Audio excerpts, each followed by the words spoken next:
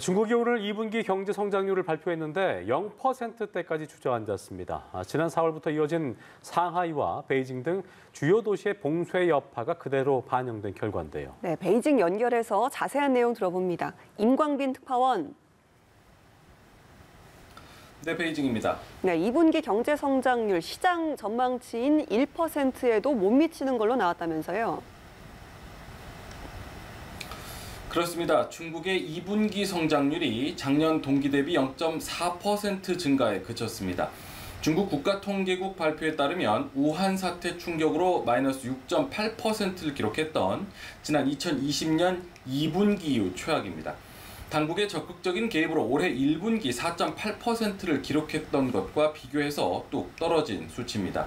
지난 4월과 5월 상하이와 베이징, 선전 등 중국 내 주요 도시의 전면 또는 부분 봉쇄 여파가 가장 크게 작용했다는 분석입니다.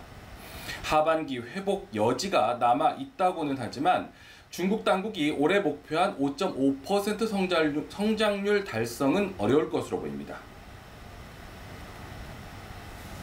上半年国内生产总值56万2642亿元，按不变价格计算，同比增长2.5%。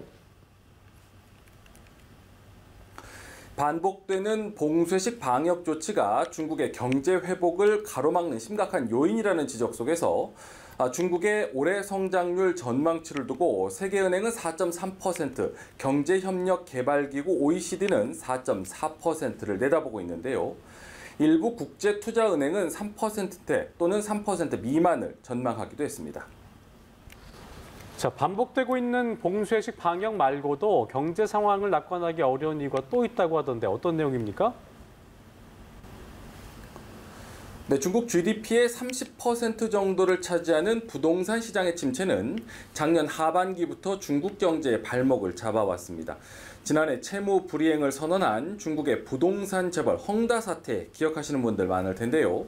부동산 시장이 얼어붙으면서 건설업체들은 자금난을 호소하고 있고요. 아파트 단지 건설 현장에서 공사가 중단되는 일도 속출하고 있는 것입니다. 이런 가운데 예비 입주자들은 언제 입주할지 기약도 없는 상황에 왜 대출금을 갚아야 하느냐며 주택담보대출 상환 거부에 나섰습니다. 我们看一下这个，基本上现在属于一个停工状态吧，变化非常小。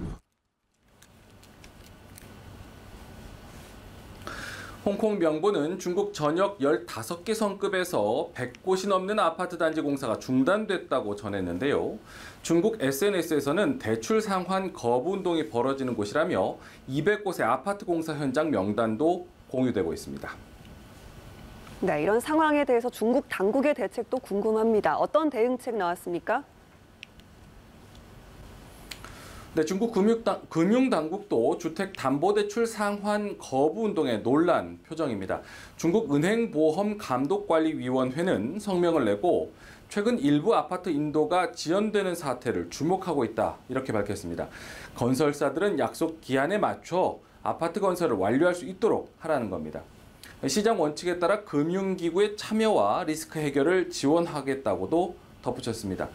그럼에도 부동산 위기가 금융 부문으로까지 전이되는 것 아니냐 이런 우려가 커지고 있는데요.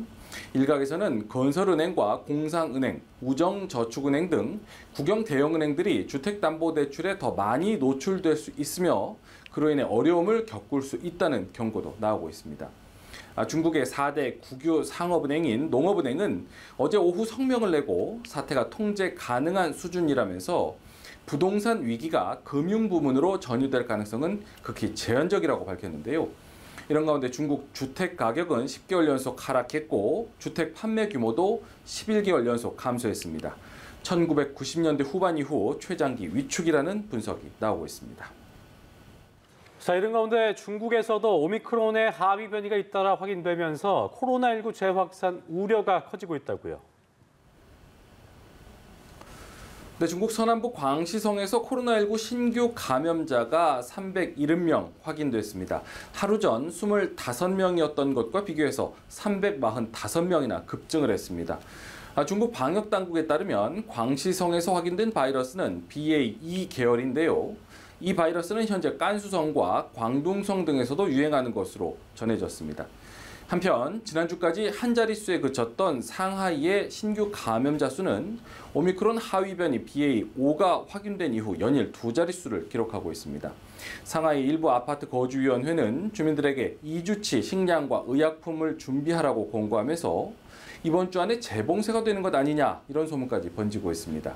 상하이시 당국이 미리 대비하자는 차원이었다고 해명을 했지만 또다시 봉쇄될지 모른다는 주민들의 불안감은 커지고 있습니다. 지금까지 베이징에서 전해드렸습니다.